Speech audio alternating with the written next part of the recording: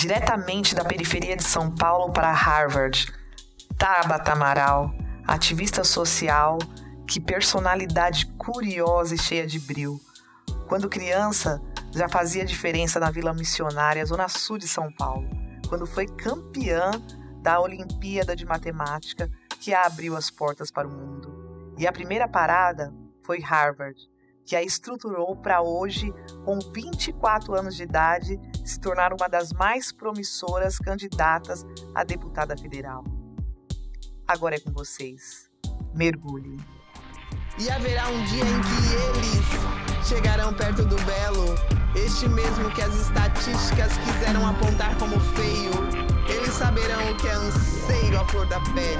Sou poesia marginal, sem teto, sem inglês, sem renda, mas permanentemente enfurecidos, dispostos a morrer para mudar o rumo dessa gotinha que só cai na janela da elite.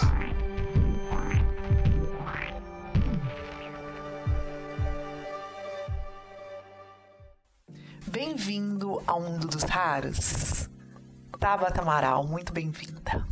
Muito obrigada pelo convite. É uma honra, uma alegria estar aqui com você hoje, Cláudia. Toda nossa, muito bem-vinda mesmo, viu? Então vamos lá. Olha só, no Brasil, o tamanho do seu sonho é até onde você pode chegar, tem cor, gênero e CEP. Por que você disse isso? Pode parecer uma frase um pouco forte demais, mas se tem uma coisa que eu aprendi nos últimos anos, é que a nossa vida ela é dura demais pra gente viver sem sonho. E falando do ponto de vista de alguém que tá toda semana na escola pública da periferia e que vem da periferia, nossos jovens estão crescendo sem sonho.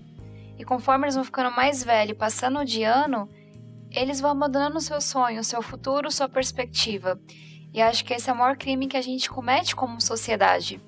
E eu só fui perceber que eu vivia sem sonho, enquanto pessoas que estudavam nas melhores escolas de São Paulo tinham sonhos gigantescos, quando eu fui com bolsistas para uma escola particular. E percebi que eu nunca tinha me perguntado o que eu queria ser, qual que era meu sonho, se eu faria ou não faculdade. Então, acho que essa é uma realidade que a gente vive. E a gente sabe que se a vida fosse uma corrida, cada um parte de um ponto de partida diferente. As mulheres um pouco mais atrás, os negros um pouco mais atrás, os periféricos, as pessoas que moram em cidades mais afastadas, um pouco mais atrás também. Então, é disso que eu tô falando. Pessoas partindo de pontos de vista diferentes, pontos de partida, pessoas que têm o seu ponto de chegada, seu horizonte determinado por fatores que não tem nada a ver com talento, esforço, dedicação. E eu acho que esse é, de fato, o maior crime que a gente comete como sociedade. Incrível, Tabata, você está falando de crenças limitantes, porque eu venho ministrando palestras em algumas escolas públicas de São Paulo. E às vezes o alcance do psique desses meninos, desses nossos jovens, é de fato tão complicado, e eu estava fazendo essa reflexão mesmo. Eu não consigo perceber como que é tão difícil para eles sonharem.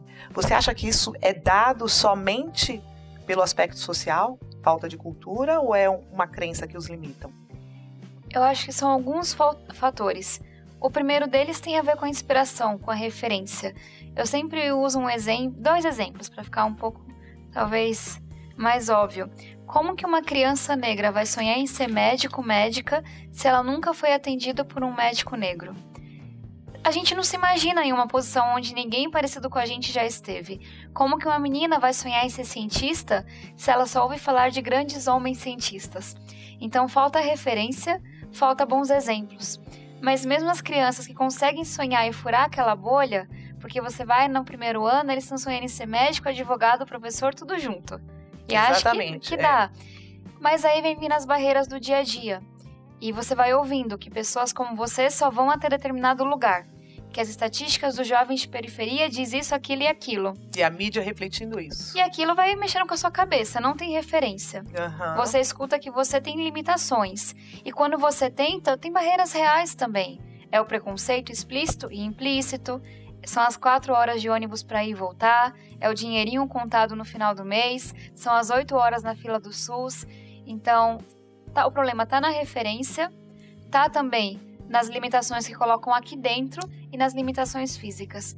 E quebrar tudo isso é um esforço que talvez leve uma geração inteira, mas vale uma geração inteira. Perfeito. Tabata, você conseguiu furar esse bolo, né? Como é que foi isso? Educação, educação e educação. Eu, através de Olimpíadas de Matemática, que foi uma política pública que começou lá em 2005 e pela primeira vez incluiu alunos de escola pública nessas competições, porque a gente não consegue competir com aluno de escola particular. Com essas Olimpíadas, eu ganhei uma bolsa em uma escola particular. E foi isso, eu não me via naquele lugar. E por um ano, eu não conseguia nem fazer amigos, porque eu era tão diferente. E não era só minha roupa, meu sotaque e jeito de falar, era o meu mundo mesmo. E foi, 5 horas por dia, ano e ano, vendo gente que falava de faculdade, que falava uma segunda língua, que já tinha ido para fora, que queria ser médico, advogado, engenheiro. E aí você vai se provocando, por que eu também não posso? Por que isso não é para mim? E aí quando vieram as primeiras barreiras, com a dependência química do meu pai, com as doenças psicológicas na minha família, barreiras físicas de faltou o dinheiro pro ônibus, eu tô indo sem almoçar, uma rede de professores que de fato me acolheu, e entendeu que só a bolsa não ia dar conta. E começaram a pagar meu lanche, começaram a me dar sapatilha para ir na premiação, começaram a pagar um lugar para eu ficar perto da escola quando eu saía muito tarde, a pagar meu transporte, e foram acreditando nos meus sonhos comigo. Ô Tabata, eu tô tentando entender aqui como que você conseguiu sonhar, além, óbvio, da ajuda dos educadores, mas você teve exemplo em casa? O que te estimulou? Porque foi de acordo com a natureza? Como que foi isso? Essa sua percepção de que você precisava estudar? Meus pais não tiveram acesso à educação. Então, meu pai, ele foi, acho que até a 7ª série, e minha mãe terminou o ensino médio recentemente fazendo EJA. Então, é muito difícil você questionar a qualidade da escola quando você não teve acesso nem àquilo. Então, para eles era muito importante que eu e meu irmão estivéssemos na escola básica, mesmo que escola pública, porque era uma questão de honra, sabe? A gente não teve acesso a isso, então vocês valorizem essa escola. E a gente tinha que trabalhar, e eu bordava para ajudar minha mãe, não gostava muito, mas o tempo na escola era sagrado. Agora, o entender que aquela qualidade não estava boa, entender que faculdade também era com a gente, isso só começou a começar em mim, só começou é bom, né? Isso só veio aparecer em mim quando eu comecei a conhecer pessoas que pensavam assim. E é por isso que eu falo tanto da referência. É claro que é muito importante que a gente tenha mulheres, negros, deficientes, etc., em posições de liderança. Mas isso tem um poder na perspectiva das crianças que a gente não tem ideia. E pra mim foi isso. Era importante ter uma família que entendesse que a educação era importante? Era. Claro. Mas entender até onde eu podia ir só aconteceu quando eu tive referência. Ótimo. E quais eram suas referências? Eram escritores, ativistas no próprio bairro? Quem eram essas? Em um primeiro momento, minhas referências eram se eu estava ali naquela escola particular comigo. Então eu queria ser astrofísica porque eu via colegas e professores se dedicando à física, à química, que eram aquelas pessoas que mais me ajudavam. E eu achava tão bonito que eles estudavam. E eu tinha essa percepção que as ciências e a matemática tinham mudado minha vida, tinham me dado a única chance. Então eu queria seguir isso. Mas ao mesmo tempo eu admirava muito todas as pessoas que realmente remavam contra a maré e eram ativistas na minha comunidade. E eu digo que eu aprendi a servir, eu aprendi a retribuir com pouco que a gente recebe, foi na minha igreja, foi no meu bairro, na minha comunidade, porque a gente tem muito pouco lá. E mesmo assim as pessoas já estavam dando de volta. Uhum. Então eu acho que esse caminho inicial de querer ser astrofísica cientista veio pela convivência que eu tinha na escola particular, mas a vontade de devolver um pouquinho na mesma hora veio com o meu bairro. E assim que eu entrei nessa escola, a gente fundou um projeto para preparar uma escola pública para a Olimpíada Científica, que era algo pequeno, eu estava no meu 9º ano para o ensino médio. Mas era algo que transformava algumas vidas. Eu tinha plena consciência de que com cada oportunidade eu ia e deixava uma galera para trás. Isso não estava certo. Não, você se tornou ativista muito cedo.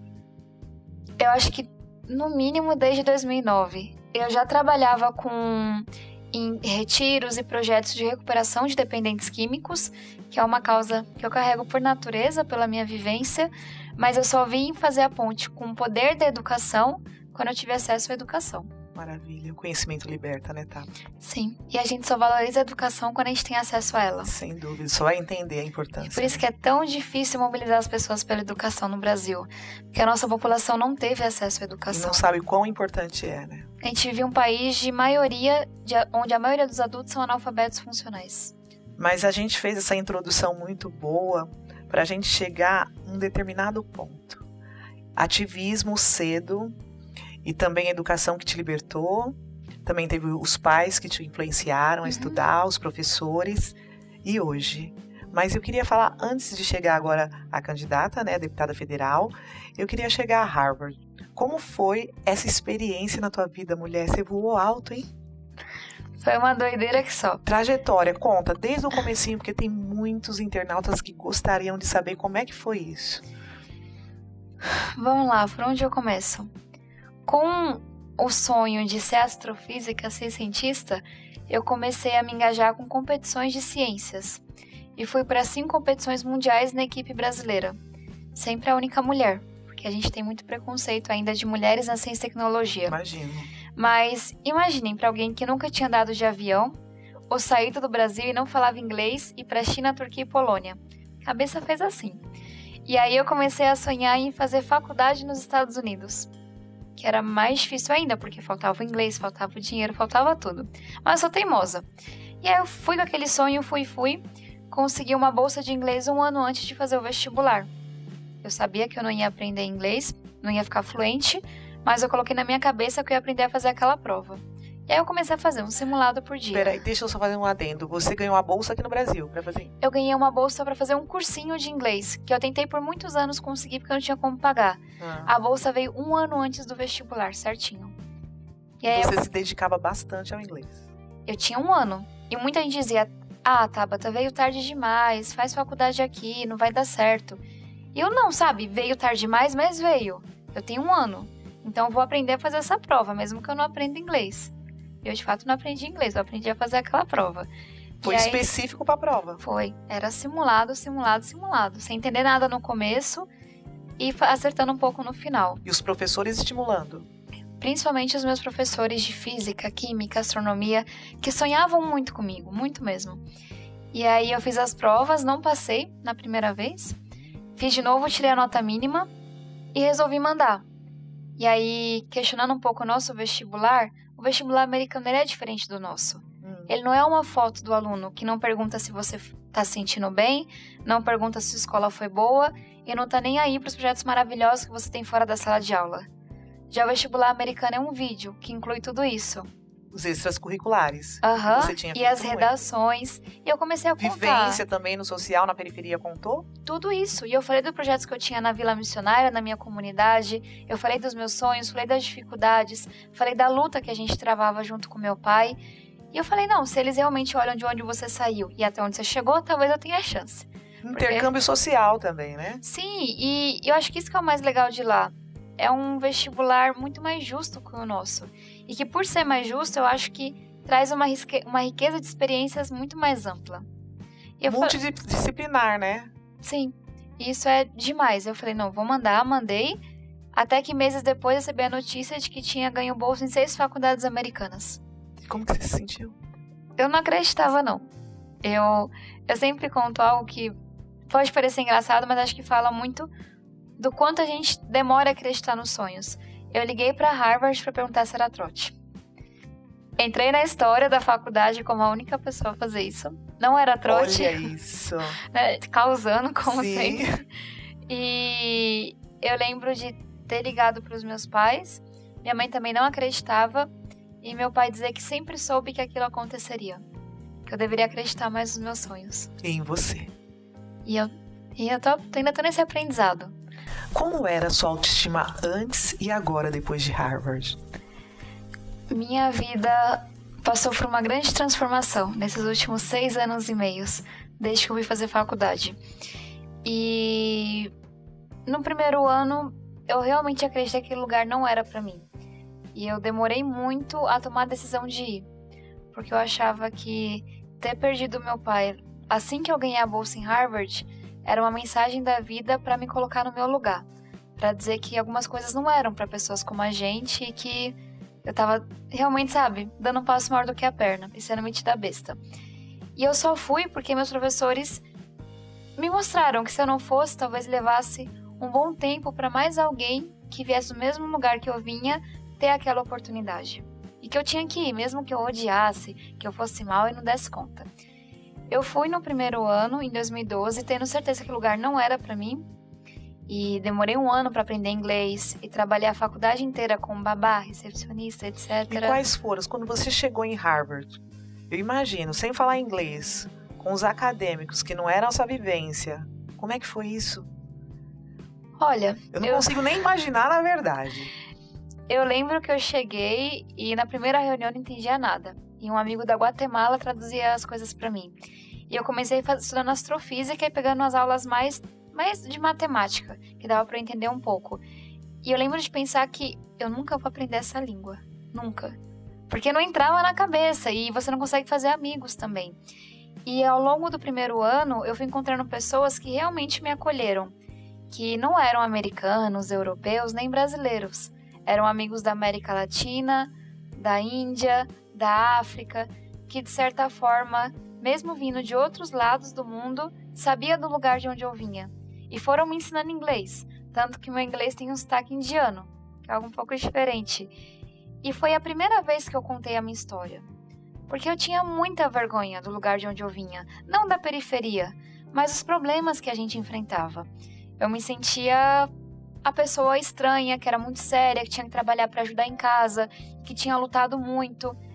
E quando eu contei minha história para eles, e eu fui estudando outras coisas também, economia, política, eu percebi que a minha história não era a única, que essa era a história do Brasil mesmo, de desigualdade, de preconceito, de estigma. E isso te empodera demais. Te fortalece, né? Me fortalece muito, porque não é só mais você que tá errado, é a sociedade que tá errada, e a gente tem que mudar isso. E eu falo isso muito quando eu falo com meninas, contem mais as dificuldades, porque quando a gente fala uma com a outra, a gente vê que a gente tá junta combatendo algo que não tem nada a ver com quem a gente é, mas com o que a gente representa. E foi aí também que eu decidi mudar de curso de astrofísica para ciência política, para entender mais essa desigualdade. E para fazer alguma coisa contra ela e estudar a educação e me aprofundar sobre isso. Então, acho que os últimos anos vem sendo uma descoberta gigantesca, não só sobre mim, mas sobre o contexto no qual eu nasci, sobre as lutas que a gente tem pela frente. E isso é bom demais. E agora você consegue enxergar que as suas experiências da periferias empíricas também contribuiu? Que eles também precisam da gente? Muito. Eu sempre brinco com o pessoal que como a gente, que as empresas já estão começando a mudar a sua forma de seleção. E vendo que uma prova de português e matemática diz muito pouco. Que a gente tem que trazer pessoas que têm garra, resiliência, coragem, sabem trabalhar no coletivo. Eu falo, imagina quando o nosso vestibular selecionar dessa maneira. Garra, resiliência, só vai da gente da periferia. E ousadia. Porque isso a gente carrega no sangue. E essa é uma coisa que eu aprendi muito lá. Quando eu aprendi a contar a minha história, quando eu aprendi qual era a nossa história como povo mesmo, que eu trazia coisas que eram ricas e que podem contribuir para construir esse novo Brasil, que é para todos, inclusivo, não só para alguns sobrenomes, sim, desenvolvido, ético. Então hoje eu valorizo muito a nossa cultura, muito mesmo. Tabata, o que você trouxe de Harvard para o Brasil? As suas experiências lá empíricas, acadêmicas, e aí você falou, agora eu vou trazer tudo e colocar aqui nas ruas da periferia. Como é que foi isso? Eu trouxe alguns bons aprendizados. O primeiro deles é que a gente tem que falar do preconceito, a gente tem que falar da realidade. A gente cala muito no Brasil. Isso também mata. E lá eles falam um pouco mais. Então acho que isso é uma coisa importante. Uma segunda coisa é que a gente não tem que sair dessa questão de ter uma formação tão quadradona, sabe? Lá eu aprendi que experiência de vida, que você estudar de psicologia, economia, folclore, tudo isso te constrói como um ser humano. Claro. E faz de você um profissional mais completo também. Sim. E uma terceira coisa foi o ativismo. A gente viu que pessoas como Obama foram eleitas pelo ativismo, pela organização de pessoas comuns. E falta isso no Brasil. Então, acho que o trabalho com o Mapa Educação, que eu fiz nos últimos 4 anos, de engajar e formar jovens para o ativismo político, para a educação, ele é um aprendizado que a gente trouxe de lá de certa maneira também. E a gente tem exemplos de jovens que já organizaram abaixo-assinado, organizaram debates e mudaram coisas reais na educação de suas comunidades. Interessante. Então, são algumas das riquezas que eu trouxe junto comigo. E também, dentro desse contexto, tem o movimento Acredito, né? Sim, e eu acredito que é um movimento de renovação política, que está hoje em 15 estados, com milhares de voluntários. Ele é uma consequência do meu aprendizado com o MAPA e com Harvard, porque eu trabalho como ativista pela educação há muitos anos. E eu fui percebendo que não é que falta diagnóstico, que a gente não tem bons exemplos, que a gente não tem gente boa e capaz aqui no Brasil. Falta vontade política e engajamento da sociedade. Então, acredito vem como uma resposta. Para a gente mudar a educação também, mudar a realidade das periferias, a gente vai ter que mudar a política. Que interessante. Você foi sagaz, hein, pelo que eu estou percebendo. Porque você vai para Harvard por causa de todo esse conhecimento de periferia, né?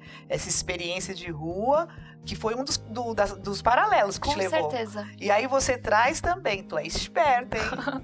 Que legal. Mas eu acho que isso fala também de onde a gente vem. A gente aprende a fazer várias limonadas, né? Com os limões que dão pra gente. E eu acho que essa troca é muito rica. A gente aqui no Brasil que não se atentou pra ela ainda. Sim. Elite, acorda, vai. Tabata, você está preparada para entrar na teia de aranha da política brasileira? Outra coisa, os meios justificam os fins? Eu tô preparada e o que vem me preparando é justamente a razão pela qual eu quero me engajar politicamente. Hoje e outros dias eu sempre caminho pelas feiras, pelas ruas e as pessoas olham para mim e falam, mas você daqui se candidatando? E eu sempre brinco, por que não? Pode parecer doideira, porque a gente não vê pessoas como a gente, mulheres, negros, gente de periferia, todo mundo que representa de fato o Brasil não está representado na política. Só que quem disse que a gente não pode, né?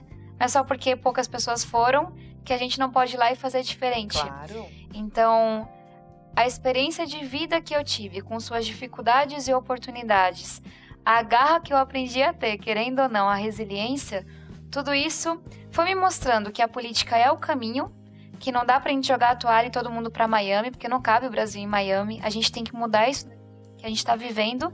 E o caminho da transformação é a política. E o que me faz forte, o que me dá coragem, é a consciência de não estar sozinha em nenhum momento.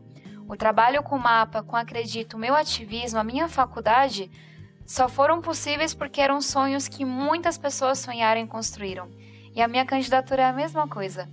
Tem gente do Brasil inteiro que está nesse movimento e eu tenho certeza que chegando lá eu não vou estar sozinha.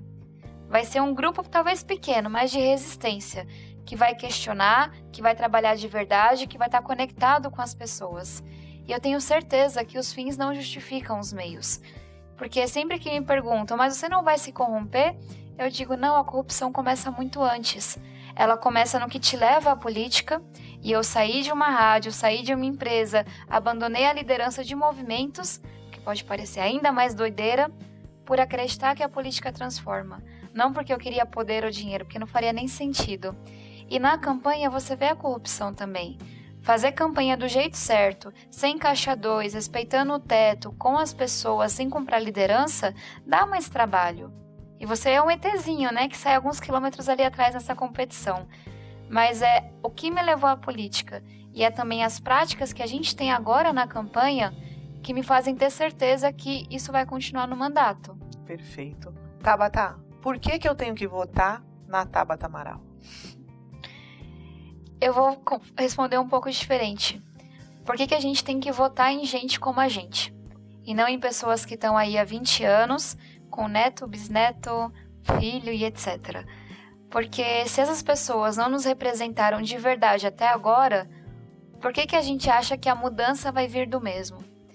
E uma outra coisa é, se a gente não entrar, tomar o nosso futuro de volta e entender que é nossa responsabilidade, só a gente pode nos representar, não adianta ficar esperando que de uma hora para outra a gente vai ter esse Brasil que a gente tanto sonha. Então, o porquê não que eu carrego comigo de verdade, por que não eu ir lá ter coragem em tentar? Por que não a gente ir lá ter coragem de acreditar em novas pessoas? E aí, falando da minha bandeira, da minha causa, da educação, a gente tem que entender que é a educação que de fato vai mudar esse país. Não só porque seria incrível que nossas crianças aprendessem a ler e escrever, que elas tivessem chances iguais no vestibular, no mercado de trabalho, saíssem com projetos de vida, mas porque esse sonho de Brasil que a gente tem, ele só é possível com a educação. A gente diz isso há muito tempo e fala, mas a educação leva 20, 30 anos. Imagina se a gente tivesse começado 20, 30 anos atrás. Então, acho que é um convite para a gente voltar a acreditar que nosso Brasil tem jeito, que esse sonho é possível, que depende da gente e se engajar de alguma forma. Não adianta ficar no sofá, votar branco e nulo, falar não voto em ninguém, votar nos mesmos e achar que as coisas vão mudar. Então, o meu convite a vocês é a fazerem alguma coisa, a sair da apatia esse ano. Muito obrigada pela sua participação e muito boa sorte. Muito obrigada pelo convite, pela conversa generosa e vamos junto. Ótimo. E você, por favor, deixe seu like, se inscreva. Informações do convidado estão na descrição. E, por favor, compartilhe.